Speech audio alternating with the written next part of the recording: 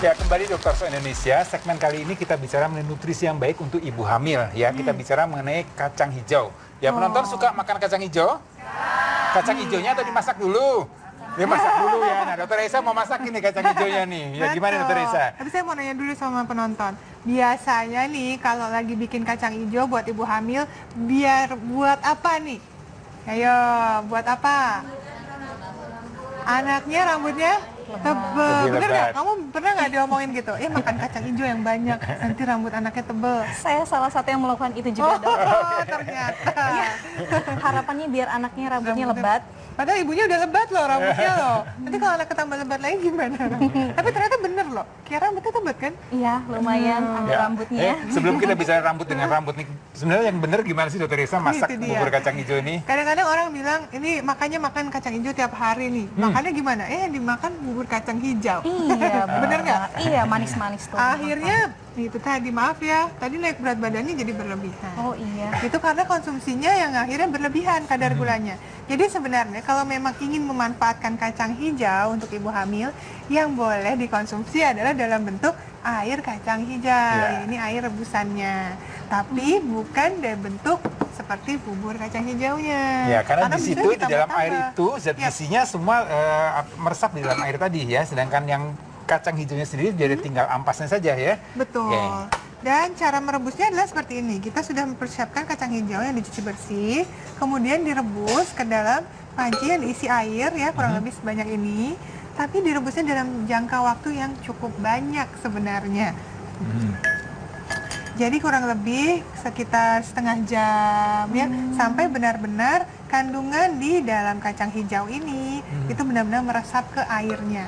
Ya. Nah, boleh ditambah gula nggak Dokter Reza? Nah itu dia, setelah matang Kan kalau air aja kayak enak rasanya pahit ya.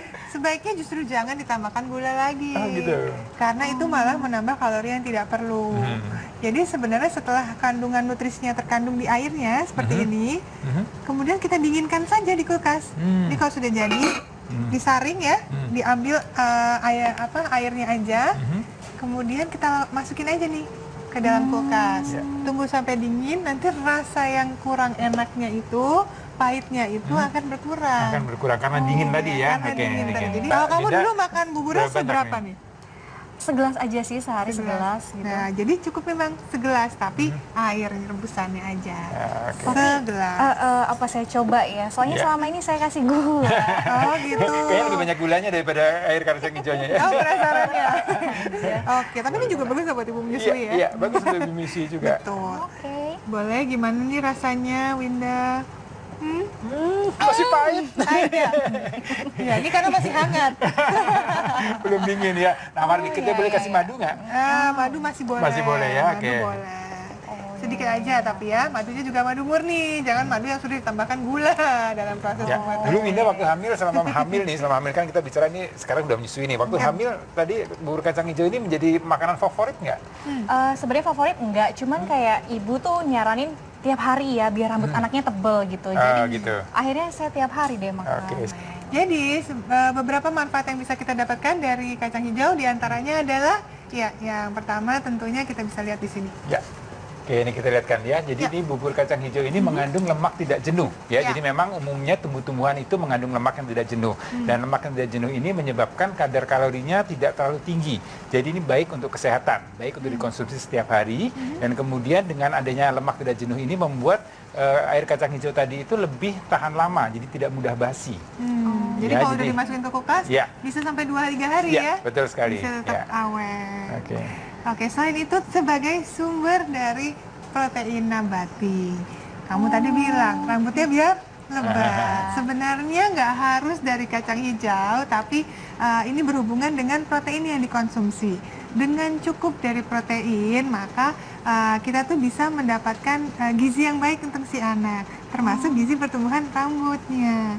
Karena protein yang terkandung di dalam kacang hijau itu mengandung sekitar 24%. Itu sudah memenuhi 24% dari menu sehari-hari. Jadi cukup tinggi dari kacang hijau itu tadi. Ya, dan kita masih lihat nih manfaat lainnya nih ya dari kacang hijau tadi ya, nih sumber tambahan karbohidrat ya. Ya, tentunya ini dalam pengertian tadi kacangnya yang dimakan ya. Jadi kalau tadi airnya, kalau airnya sih biasanya memang tidak terlalu banyak mengandung karbohidrat. Tapi kalau kadang-kadang bosen lah dok, nah gitu ya, pengen makan dengan buburnya oke, dengan biji kacang hijaunya oke. Jadi ini juga merupakan tambahan karbohidrat ya. Oke, tapi saya lagi tadi jangan terlalu manis ya. Itu dia. Tapi dok, Kiara kan udah mulai MPASI nih. Boleh nggak sih dicampurin juga untuk menu MPASI-nya Kiara? Boleh banget, Boleh karena itu banget. tadi kan proteinnya bagus ya, protein nabati, karena itu juga bagus untuk pembangunan sel-sel tubuhnya. Ini bagus juga, nggak masalah. Nah, ini berikutnya ini juga ini ada mengandung tinggi kalsium dan fosfor. Fosfor. Ya, jadi ini ternyata kandungan kalsium dan fosfor ini dibutuhkan pada saat masa kehamilan ya. Jadi untuk periode tumbuh kembang janin ini kalsium ini diperlukan untuk pertumbuhan tulang, ya, pertumbuhan gigi, termasuk di situ tadi pertumbuhan rambut.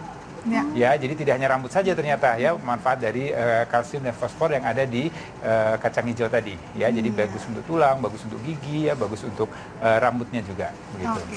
Meskipun demikian, kalau misalnya kita mengutamakan, rambutnya mau lebat, makanya ini aja terus gitu. Enggak juga. Nggak bisa juga, karena itu sangat berkaitan erat dengan genetik. Jadi meskipun sudah dikasih makan kacang hijau terus-menerus setiap hari, berpuluh-puluh mangkok misalnya, berpuluh-puluh gelas, itu kalau genetiknya memang rambutnya tidak tebal, tidak lebat. Ya, tapi prinsipnya tentu tetap nutrisi nggak harus bisa juga. harus lengkap dan seimbang. Itu dia. Yang penting adalah kesehatan yang optimal. Iya, betul sekali. Itu tadi.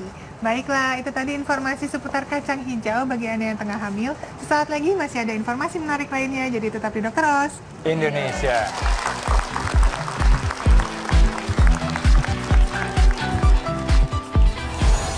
Benarkah banjir keringat malam hari pertanda kanker?